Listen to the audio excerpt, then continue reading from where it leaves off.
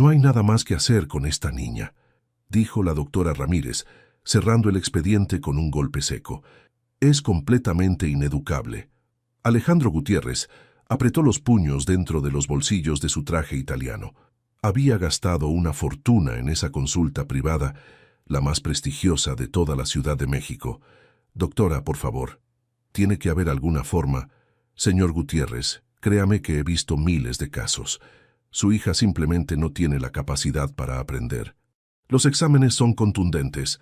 Coeficiente intelectual por debajo del promedio, déficit de atención severo, problemas de procesamiento. Es lo que es. Valentina pegó la oreja a la puerta del consultorio. Cada palabra se clavaba en su pecho como una daga fría. Ineducable, déficit, por debajo del promedio.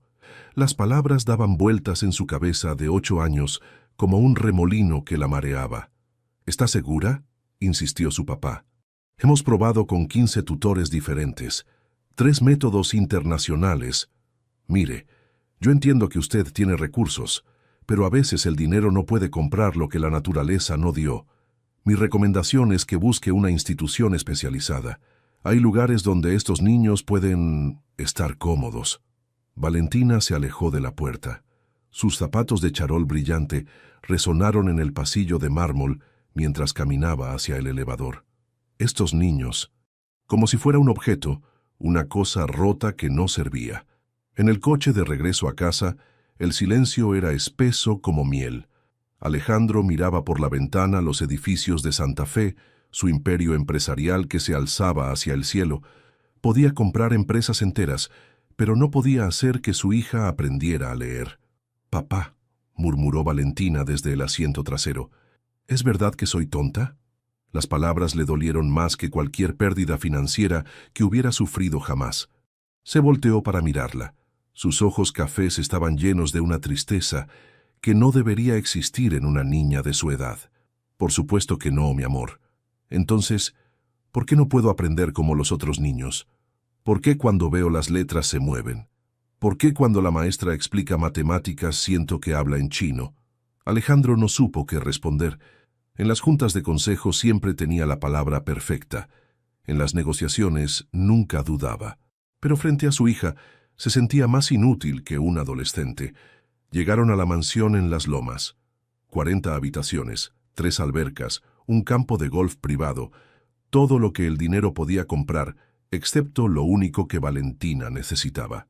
«Vamos a probar con otro doctor», dijo Alejandro mientras subían las escaleras de mármol. «Esta vez iremos a Houston. Dicen que allá tienen especialistas que...». «No, papá, ya no quiero más doctores.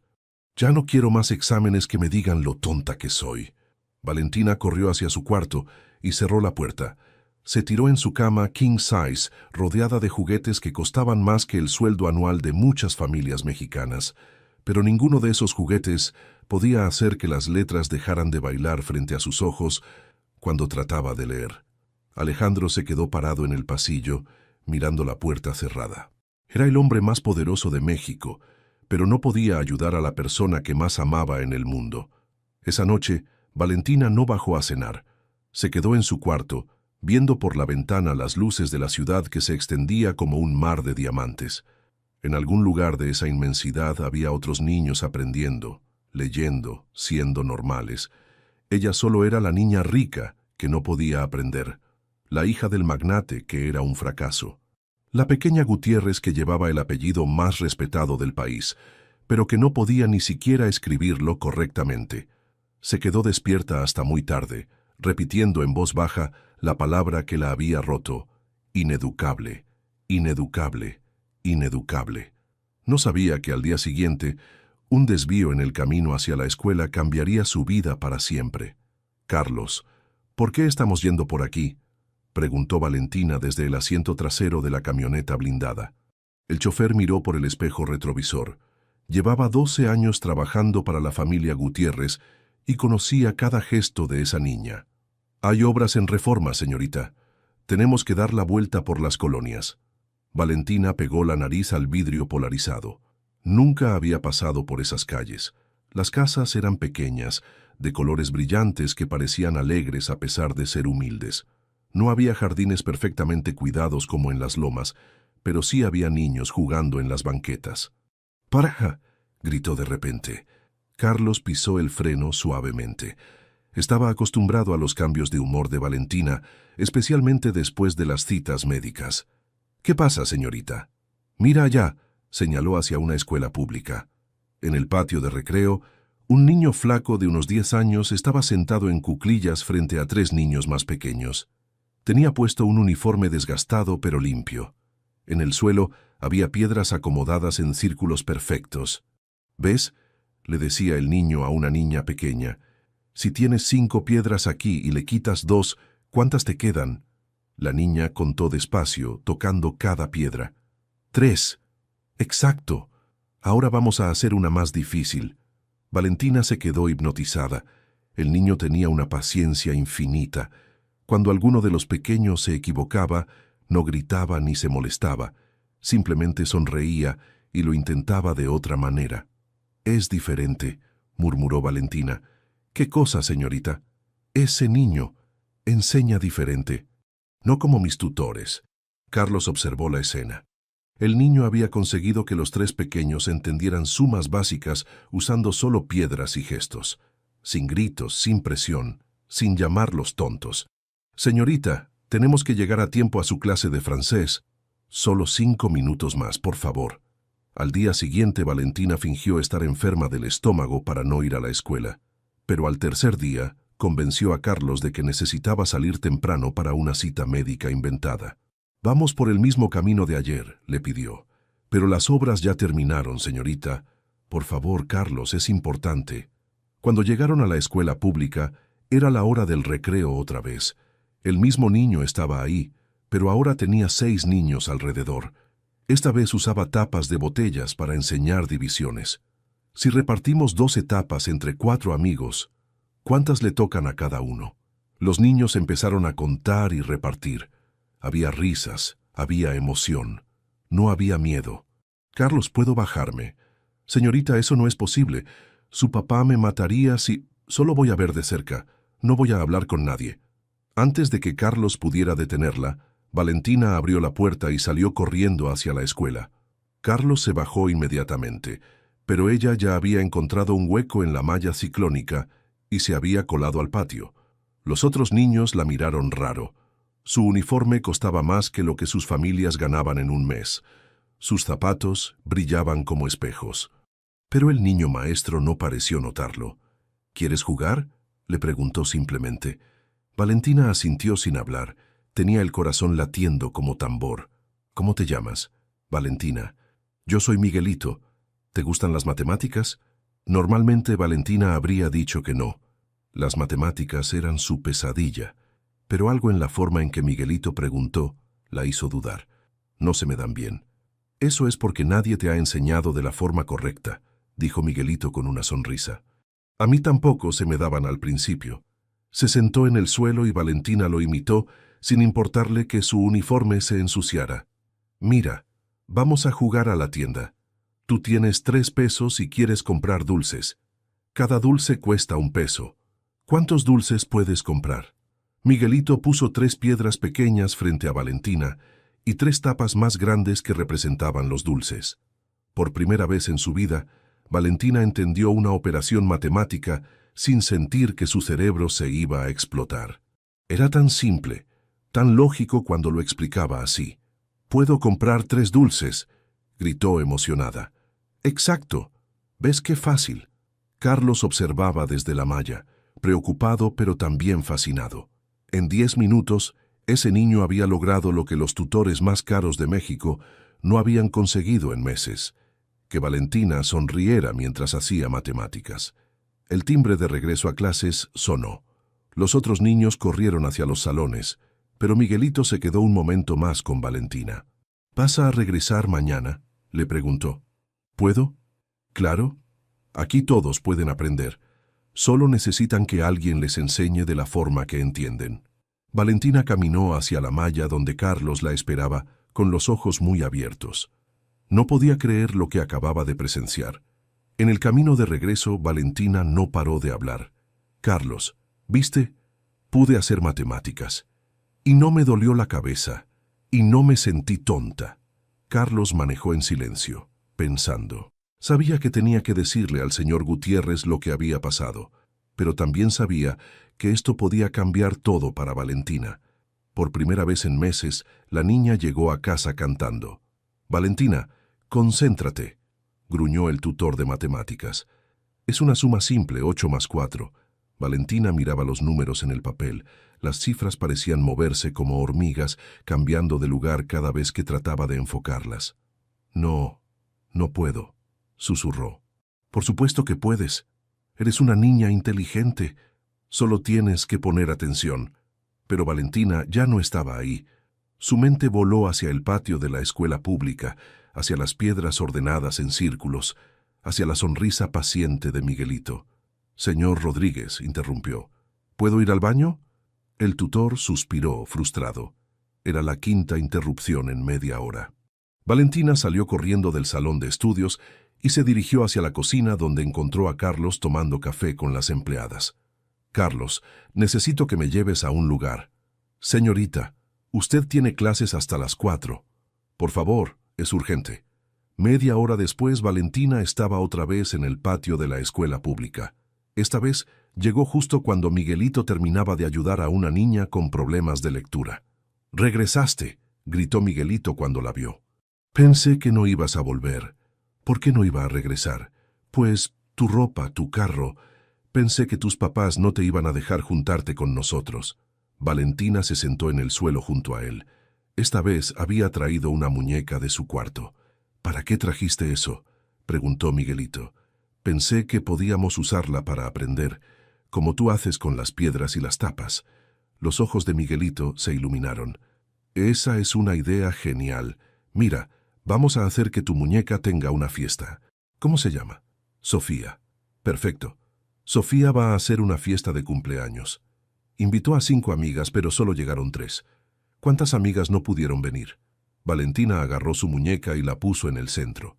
Luego contó con los dedos. 5 menos 3. Exacto. Pero no lo hagas con números todavía. Hazlo con una historia. Sofía estaba esperando a Ana, a María, a Carla, a Lupita y a Patricia. Pero solo llegaron Ana, María y Carla. ¿Quiénes faltaron? Lupita y Patricia, son 2. Perfecto. Entonces 5 menos 3 es 2. ¿Ves qué fácil es cuando lo cuentas como una historia? Por primera vez en su vida, Valentina entendió una resta sin sentir que su cerebro se iba a derretir. La operación tenía sentido, tenía lógica, tenía vida. «Ahora hagamos otra», dijo Miguelito. «Sofía quiere repartir 6 pastelitos entre sus 3 amigas que llegaron. ¿Cuántos le tocan a cada una?» Valentina agarró 6 piedras pequeñas del suelo. «Le doy 2 a Ana, 2 a María y 2 a Carla», dijo mientras repartía las piedras. «2 a cada una». «Genial, acabas de hacer una división. 6 entre 3 es 2. Valentina saltó de emoción. «División», esa palabra que sus tutores usaban como si fuera un monstruo que se iba a comer su cerebro. Pero resulta que era solo repartir cosas de manera justa. Durante los siguientes días, Valentina se escapó de sus clases privadas cada vez que pudo. Carlos ya no protestaba. Había visto el cambio en la niña. Llegaba a casa emocionada, hablando de números y cuentos y problemas que por fin tenían sentido. «Miguel, ¿por qué enseñas tan diferente?», le preguntó Valentina un día mientras hacían multiplicaciones con dulces de colores. «Porque a mí también me decían que era tonto», respondió Miguelito sin dejar de contar dulces. «Los maestros me gritaban, me castigaban. Decían que no servía para estudiar». «¿En serio?» «Sí, hasta que mi papá se cansó. Él trabajaba en construcción, pero en las tardes se sentaba conmigo y me enseñaba matemáticas con clavos y martillos, historia con las herramientas que usaba, ciencias con los materiales de obra». Valentina lo miró con admiración. «¿Tu papá era maestro?» «No, ni siquiera terminó la primaria. Pero sabía que yo no era tonto. Sabía que solo necesitaba aprender de otra manera». «¿Y ahora dónde está tu papá?» La sonrisa de Miguelito se apagó un poco. «Se murió el año pasado, un accidente en la obra. Por eso ahora vivo solo con mi mamá. Y por eso enseño a los otros niños, para que ninguno se sienta como me sentía yo antes». Valentina sintió un nudo en la garganta. Ella se quejaba de tener tutores caros que no la entendían, pero Miguelito había perdido al único adulto que creía en él. ¿Tu mamá sabe que enseñas aquí? Sí. Ella dice que mi papá estaría orgulloso. Ese día Valentina se quedó más tiempo del usual.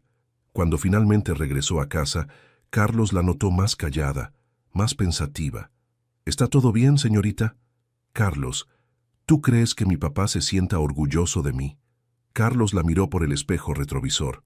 Por supuesto que sí, señorita. Su papá la ama más que a nada en el mundo. Pero no puedo aprender como él quiere que aprenda. Señorita, creo que su papá necesita ver lo que yo he visto estos días. Valentina se enderezó en su asiento. ¿Qué quieres decir? Carlos manejó en silencio por un momento, tomando una decisión que sabía que podía cambiar todo. Creo que es hora de que le platique a su papá sobre Miguelito. ¿Que Valentina está haciendo qué? Rugió Alejandro desde detrás de su escritorio de caoba. Carlos mantenía la compostura, pero sus manos temblaban ligeramente. Señor, la señorita ha estado visitando una escuela pública. Hay un niño ahí que le enseña matemáticas de una manera diferente. ¿Te has vuelto loco? Mi hija no puede estar en una escuela pública. Hay secuestros, hay drogas, hay... Señor, si me permite explicarle... No hay nada que explicar. Estás despedido.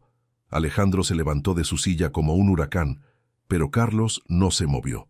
Señor Gutiérrez, su hija está aprendiendo. Esas 4 palabras detuvieron a Alejandro en seco.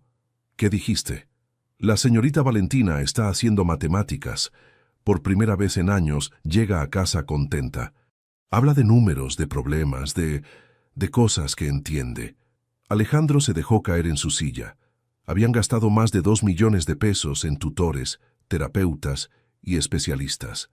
Y Carlos le estaba diciendo que un niño en una escuela pública había logrado lo imposible.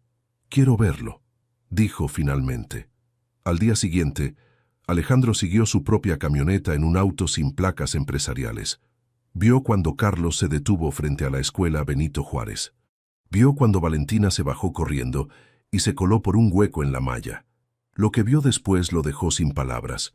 Su hija estaba sentada en el suelo de tierra, con el uniforme manchado, riéndose mientras un niño flaco le explicaba fracciones usando rebanadas de naranja. «Mira, Valentina», decía el niño, «si yo me como un pedazo de naranja y tú te comes un pedazo, ¿cuánto nos comimos entre los dos?» «2 octavos», gritó Valentina. «¿Qué es igual a 1/4?»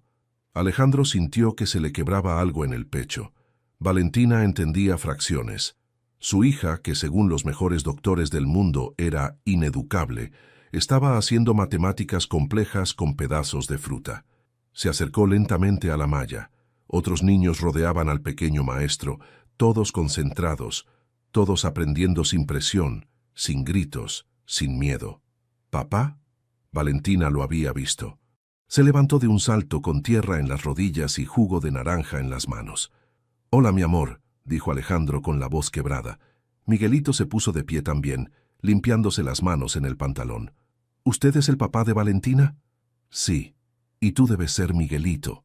«Mucho gusto, señor. Su hija es muy inteligente. Solo necesitaba que alguien le enseñara de la forma correcta». Esas palabras se clavaron en el corazón de Alejandro como flechas. Un niño de 10 años había visto lo que los especialistas más caros no pudieron ver. «¿Podemos hablar?», preguntó Alejandro. «Quiero conocer a tu familia». Esa tarde, Alejandro siguió a Miguelito hasta su casa en la colonia Doctores. Era una construcción de 2 pisos que se caía a pedazos, con ropa colgada en el patio y perros callejeros durmiendo en la entrada. Carmen Martínez abrió la puerta. Era una mujer delgada, de unos 35 años, con las manos encallecidas de trabajar en una fábrica de tortillas. «¿En qué puedo ayudarle, señor?» «Soy Alejandro Gutiérrez, el papá de Valentina». Los ojos de Carmen se abrieron como platos. Todo México conocía ese nombre. «Pase, por favor. Disculpe el desorden. No se preocupe. Vengo a hablar de su hijo». Se sentaron en una sala pequeña, con muebles viejos pero limpios. Miguelito se quedó parado junto a su mamá, serio como un adulto. «Su hijo», comenzó Alejandro. Ha hecho algo que los mejores educadores del país no pudieron hacer. Ha enseñado a mi hija. Carmen miró a Miguelito con orgullo. Mi Miguelito siempre ha sido especial para enseñar. Desde chiquito ayudaba a otros niños. ¿Cómo aprendió a hacerlo? Carmen suspiró profundamente.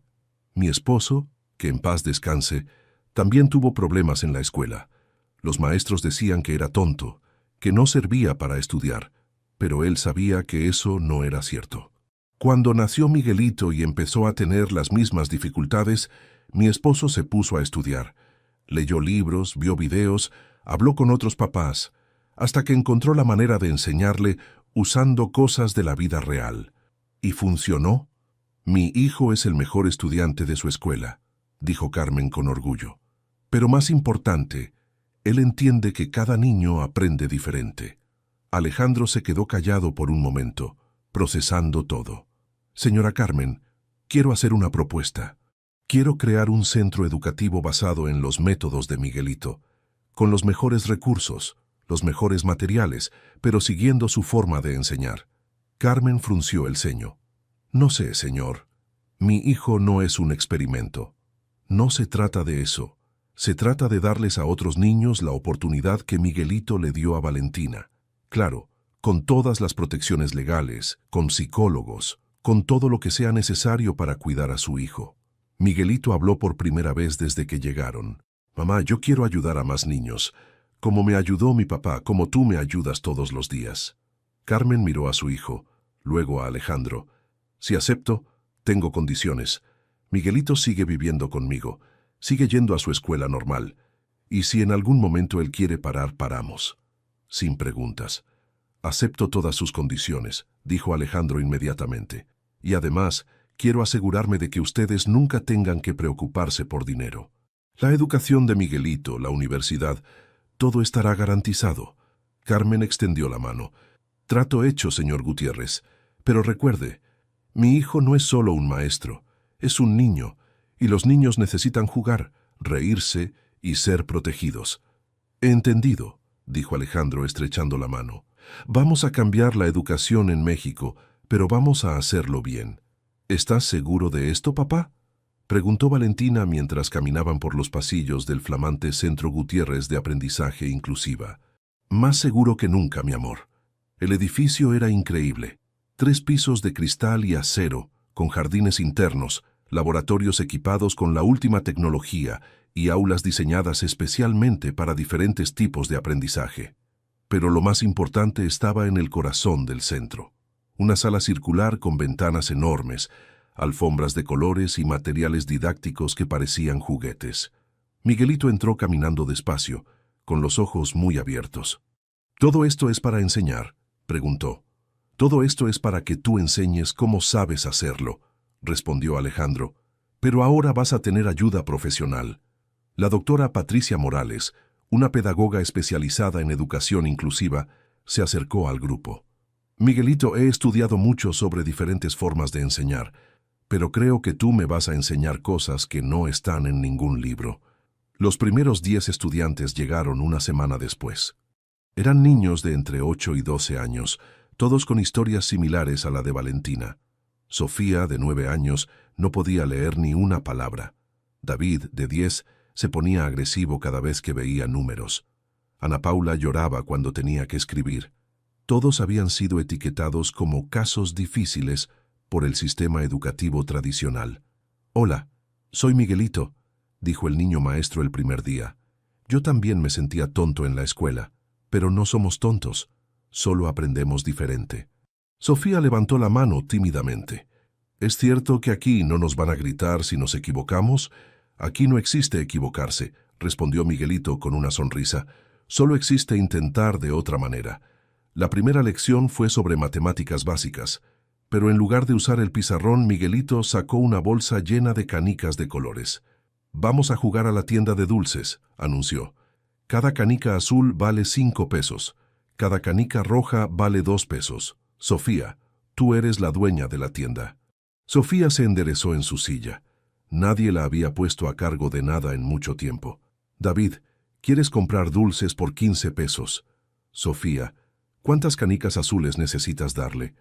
Sofía contó despacio. 1 canica azul, 2 canicas azules, 3 canicas azules. 3 canicas azules, gritó emocionada. Perfecto, acabas de hacer una división. 15 entre 5 es 3. David, que normalmente se ponía violento con los números, estaba fascinado. No parecían matemáticas. Parecía un juego divertido. Para la hora del almuerzo, todos los niños estaban riéndose y haciendo cuentas sin darse cuenta. La doctora Morales observaba desde una esquina, tomando notas furiosamente. «Es increíble», le susurró a Alejandro. «En 2 horas han aprendido más que en meses de terapia tradicional». Pero el éxito no pasó desapercibido. Al final de la primera semana, Alejandro recibió una llamada inesperada. «Señor Gutiérrez, habla el licenciado Hernández de la Secretaría de Educación Pública. Necesitamos hablar sobre su proyecto. ¿En qué puedo ayudarle? Hemos recibido reportes de que está operando un centro educativo sin los permisos correspondientes y que está usando métodos no aprobados por las autoridades educativas». Alejandro apretó el teléfono. «Todos nuestros permisos están en orden, licenciado, y nuestros métodos están funcionando». «Ese es precisamente el problema, señor Gutiérrez. No puede ir por ahí cambiando el sistema educativo nacional sin consultar a las autoridades. Hay protocolos, hay estándares. Hay niños que están aprendiendo por primera vez en sus vidas. Mire, vamos a ser claros. O adapta su centro a nuestros lineamientos oficiales, o lo clausuramos. Tiene una semana». Esa noche, Alejandro se reunió con Carmen y Miguelito en su casa. «¿Qué significa que nos quieren clausurar?», preguntó Carmen preocupada.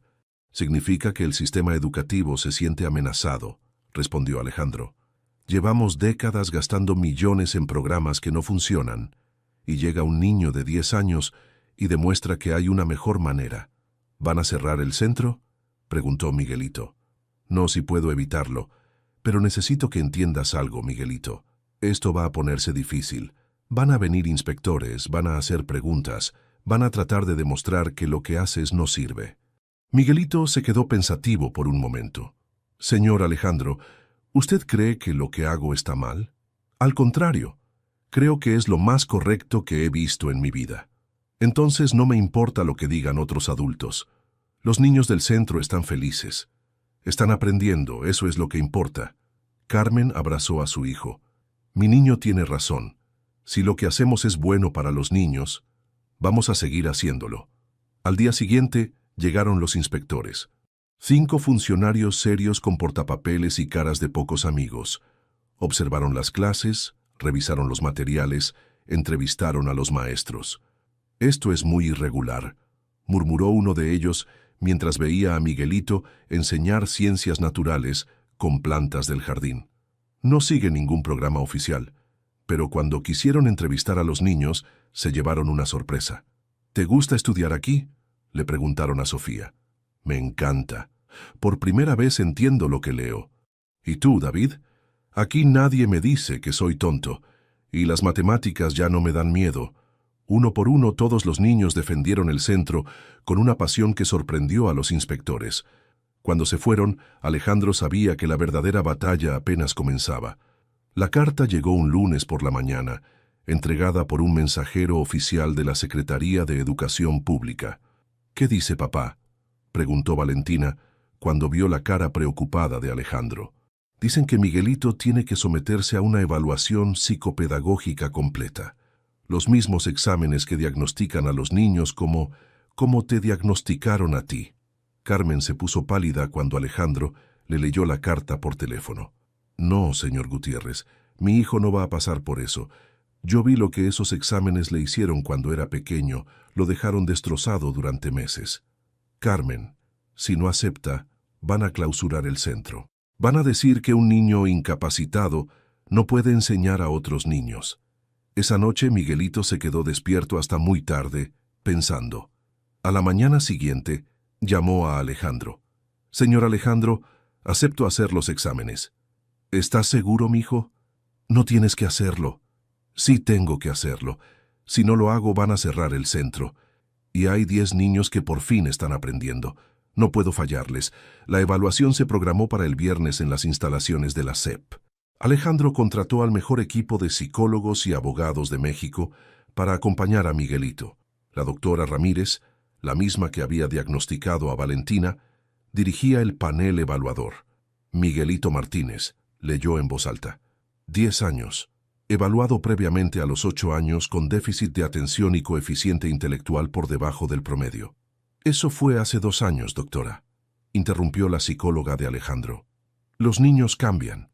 Los diagnósticos de coeficiente intelectual no cambian, licenciada. Son permanentes. Miguelito se sentó en la silla pequeña, frente a 5 adultos que lo miraban como si fuera un bicho raro.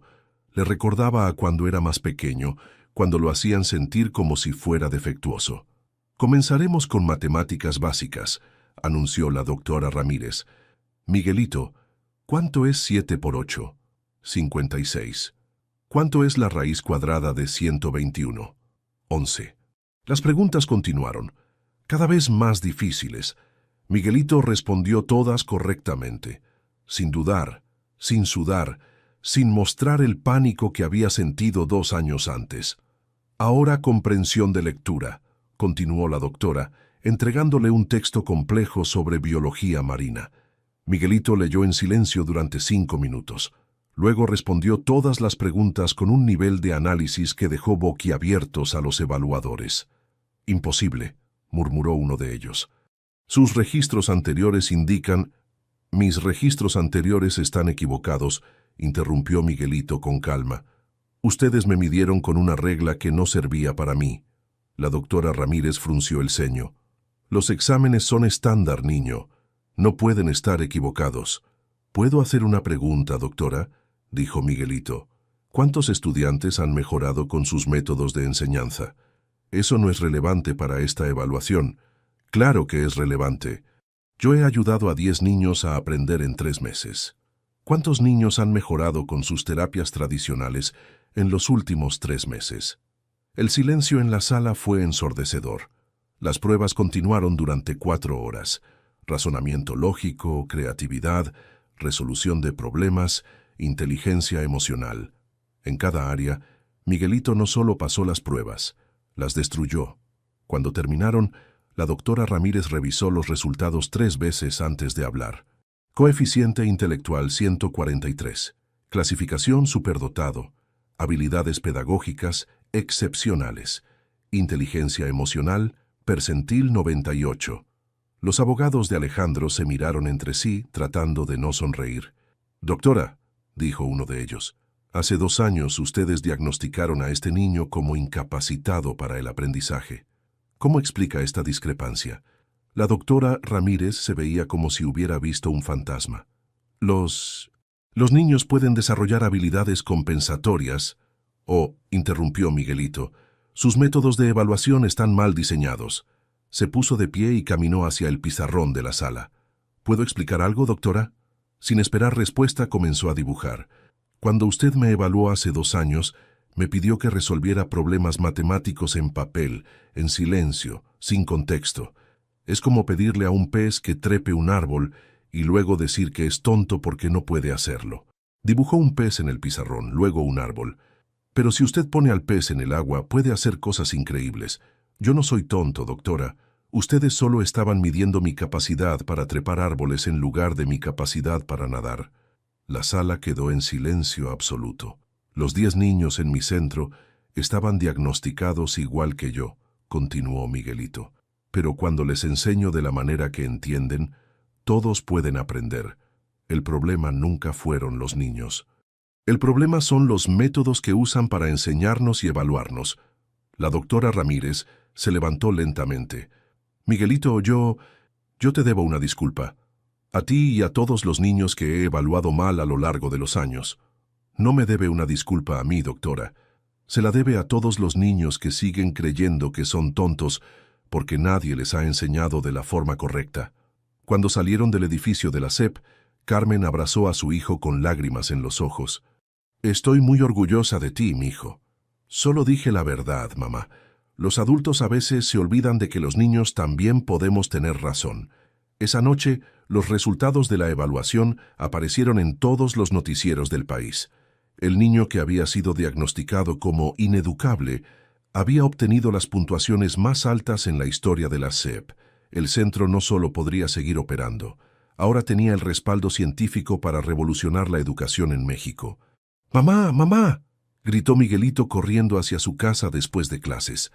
Carmen salió al patio secándose las manos en el delantal. Su hijo venía más emocionado que de costumbre. ¿Qué pasó, mijo? Salimos en televisión. Mis compañeros de la escuela me vieron en las noticias. Todos quieren que les enseñe matemáticas. Carmen sonrió, pero su sonrisa se desvaneció cuando vio el auto negro estacionado frente a su casa. 2 hombres trajeados bajaron con documentos en las manos. ¿Carmen Martínez? Sí, soy yo.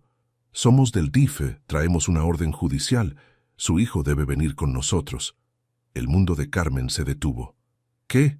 ¿Por qué? Hemos recibido denuncias de que está explotando laboralmente a un menor.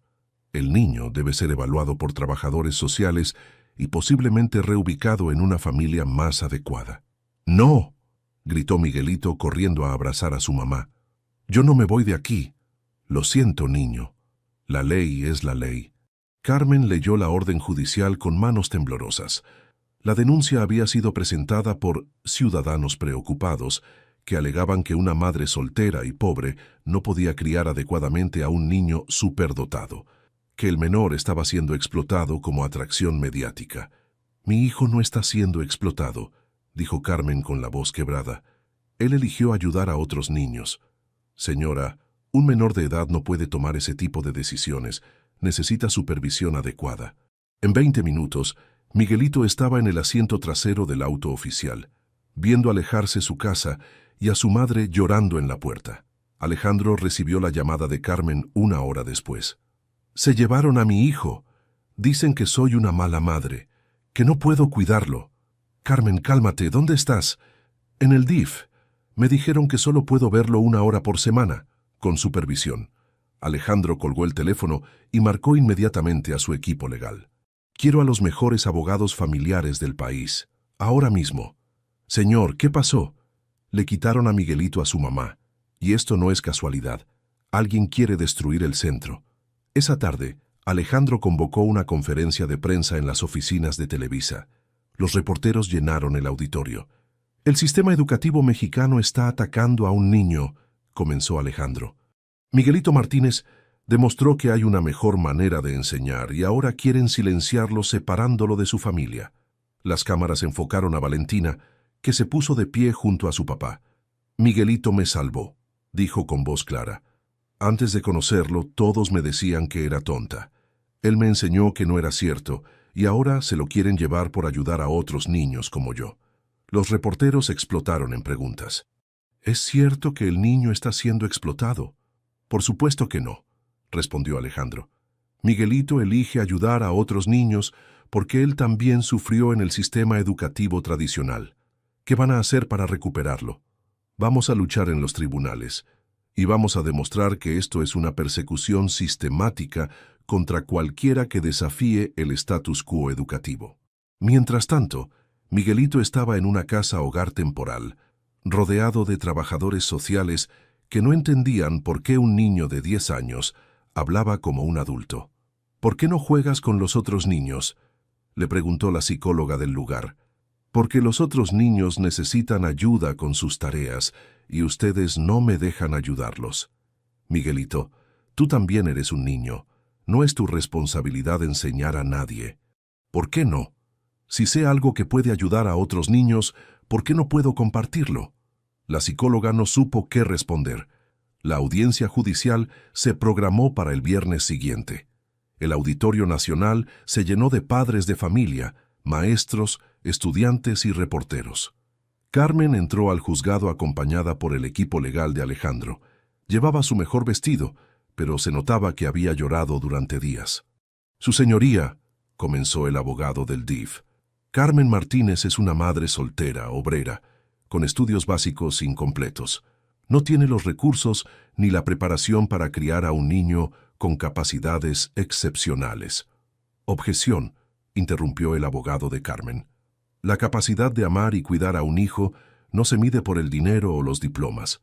Cuando le tocó el turno a Miguelito de declarar, caminó hacia el estrado con la tranquilidad de un adulto. ¿Entiendes por qué estás aquí?, le preguntó el juez. Sí, su señoría. Dicen que mi mamá no puede cuidarme bien porque es pobre. ¿Tú qué opinas? Opino que mi mamá es la mejor mamá del mundo. Ella trabajó doble turno para pagarme terapias cuando los doctores dijeron que era tonto. Me cuidó cuando estaba enfermo. Me enseñó a ser buena persona. Y cuando mi papá murió, ella nunca dejó de creer en mí. ¿Y sobre tu trabajo en el centro educativo? No es trabajo, su señoría. Es ayudar. Como cuando usted ayuda decidiendo lo que es justo. Yo ayudo enseñando a niños que se sienten como me sentía yo antes. El juez observó al niño durante un largo momento. ¿Hay alguien más que quiera declarar? Para sorpresa de todos, Sofía se levantó en la galería. Yo quiero hablar por Miguelito. Uno a uno todos los estudiantes del centro se pusieron de pie. Y yo también. Miguelito nos enseñó que no somos tontos. El juez golpeó el mazo para restaurar el orden, pero había lágrimas en sus ojos. La audiencia continuaría al día siguiente, pero algo había cambiado en esa sala. Ya no se trataba solo de un caso de custodia. Se trataba del derecho de los niños a ser diferentes, a aprender diferente y a ayudar desde su diferencia. El Auditorio Nacional nunca había visto algo así. Miles de personas se congregaron afuera del juzgado con pancartas que decían «Miguelito nos enseñó a creer» y «No todos aprendemos igual». Las redes sociales explotaron con el hashtag Justicia para Miguelito. Dentro de la sala, el juez Hernández observaba un espectáculo sin precedentes. 10 niños pequeños habían formado una fila frente al estrado esperando su turno para defender a su maestro. «Su señoría», dijo Sofía, de 9 años, parada en un banquito para alcanzar el micrófono. Antes de conocer a Miguelito yo no sabía leer ni una palabra. Mis papás gastaron muchísimo dinero en doctores que me decían que era tonta, pero Miguelito me enseñó a leer con cuentos y dibujos. Ahora leo todos los días. David tomó el micrófono después. Yo le tenía miedo a los números. Me ponía a llorar cuando veía matemáticas. Pero Miguelito me enseñó que los números son como amigos. Ahora hasta hago la tarea solo. Uno por uno, cada niño contó su historia. El juez escuchaba en silencio, ocasionalmente limpiándose los ojos. ¿Hay algún adulto que quiera declarar a favor del menor?, preguntó finalmente. Para sorpresa de todos, la doctora Ramírez se puso de pie. «Su señoría, solicito permiso para hablar». Un murmullo recorrió la sala. La misma doctora que había diagnosticado mal a Miguelito y a Valentina quería declarar. «Adelante, doctora». La doctora Ramírez caminó hacia el estrado con paso inseguro. «Su señoría, yo soy responsable de haber diagnosticado incorrectamente a Miguelito Martínez hace 2 años. También diagnostiqué mal a Valentina Gutiérrez y a otros cientos de niños a lo largo de mi carrera». La sala se quedó en silencio absoluto. «He pasado 30 años usando métodos de evaluación que no funcionan para todos los niños, clasificando como deficientes a pequeños que simplemente aprenden de manera diferente. Miguelito me ha demostrado que el problema no estaba en los niños. El problema estaba en mis métodos». Se volteó hacia Miguelito. «Perdóname, hijo. Perdóname por casi destruir tu autoestima. Y perdóname por no haber visto antes lo que era obvio. Eres un genio de la enseñanza». Las lágrimas corrían por las mejillas de Carmen. Miguelito le sonrió a la doctora desde su asiento. «Ya la perdoné, doctora. Ahora tenemos que ayudar a otros niños para que no pasen por lo mismo». El abogado del DIF se puso de pie nerviosamente. «Su señoría, independientemente de las capacidades del menor, sigue siendo un niño que necesita un hogar estable. La señora Martínez no tiene los recursos».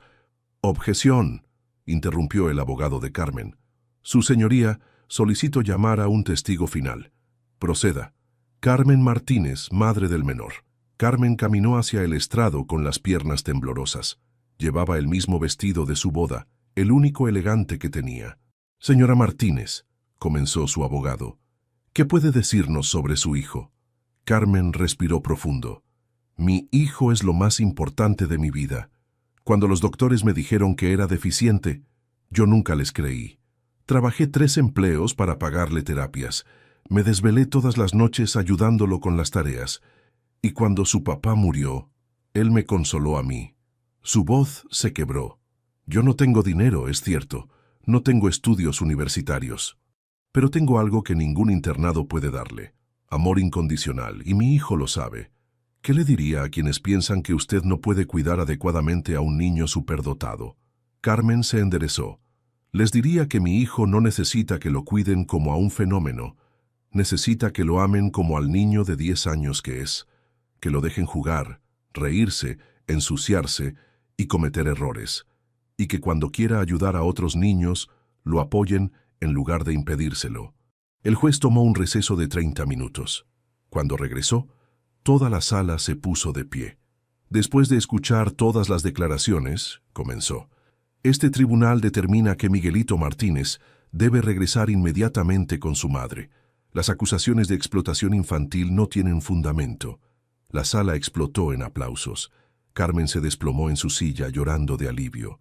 Además, continuó el juez cuando se restauró el orden, este tribunal reconoce oficialmente el derecho de los menores a contribuir positivamente a la sociedad cuando lo hagan de manera voluntaria y protegida.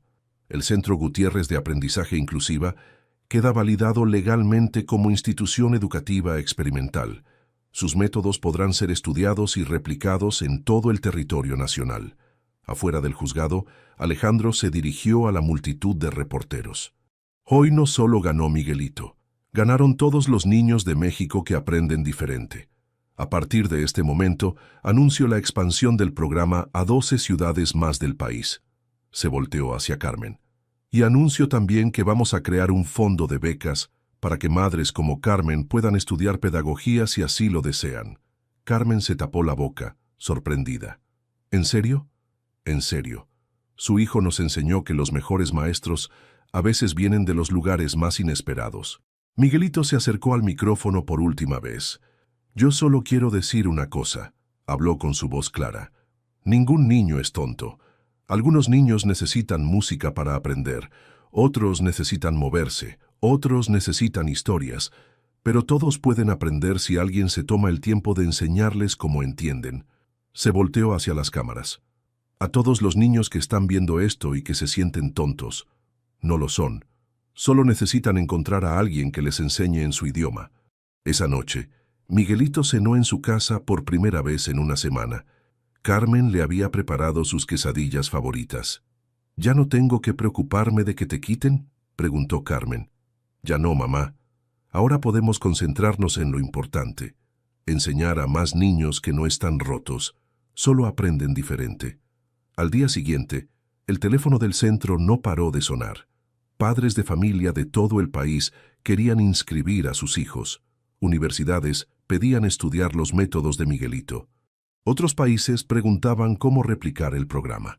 La revolución educativa había comenzado, liderada por un niño de 10 años que se negó a creer que era tonto. 2 años después, Miguelito y Valentina caminaron por los pasillos de la escuela Benito Juárez. Ya no era la misma escuela pública deteriorada de antes. Ahora tenía salones coloridos, jardines cuidados y una placa dorada en la entrada que decía Centro Piloto de Educación Inclusiva Miguelito Martínez. ¿Te acuerdas cuando me escapé del carro para venir aquí?, preguntó Valentina mientras se dirigían al patio. Claro que me acuerdo. Pensé que eras una niña rica, caprichosa, respondió Miguelito riéndose. Y yo pensé que eras el único niño en el mundo que podía hacer que las matemáticas fueran divertidas. Llegaron al árbol donde se habían conocido. Ahora había una banca circular alrededor del tronco y una pequeña biblioteca al aire libre. 5 niños los esperaban sentados en el pasto, con cuadernos y lápices. «Maestro Miguelito», gritó Pedrito de 8 años. «Ya terminé las multiplicaciones que me dejaste. Y yo leí todo el libro que me recomendaste», añadió María, de 9 años. Miguelito, ahora de 12 años y oficialmente el consultor educativo más joven de América Latina, se sentó en el pasto junto a sus estudiantes. Valentina, de 10 años, y la mejor estudiante de matemáticas de su grado, se acomodó a su lado. «Muy bien, equipo», dijo Miguelito. «Hoy vamos a aprender sobre los ecosistemas, pero no con libros. Vamos a estudiar el ecosistema de nuestro árbol. Los niños se emocionaron. Miguelito había aprendido que la mejor aula era el mundo entero. María, tú que eres muy observadora, cuéntanos qué animales has visto en este árbol. He visto hormigas, mariposas, pájaros y una vez vi una lagartija. Perfecto. Pedrito, tú que eres bueno con los números, ¿puedes contar cuántas ramas principales tiene el árbol? Pedrito se puso de pie y empezó a contar, tocando cada rama. 8 ramas principales, maestro. Excelente.